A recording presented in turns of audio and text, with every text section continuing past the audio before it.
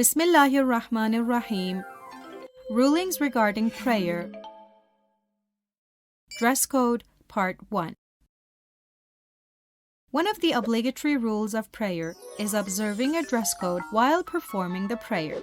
It is important to keep in mind that there is a difference between the dress code of men and women for prayer. It is obligatory for men to cover their private parts when performing prayer. It is better that they cover themselves at least from the navel down to the knees. It is more advisable to be fully dressed, just as one would in the presence of a respected person. Women, on the other hand, must cover their entire body, including their head and hair. However, covering the face, the hands up to the wrists, and the feet up to the ankles is not necessary. But the obligatory precaution requires that in order to make sure that all parts that are to be covered are in fact covered, women should cover a little more of the sides of their face and a little lower than the wrists and ankles as well. More information about women's dress code in prayer will follow in the next episodes.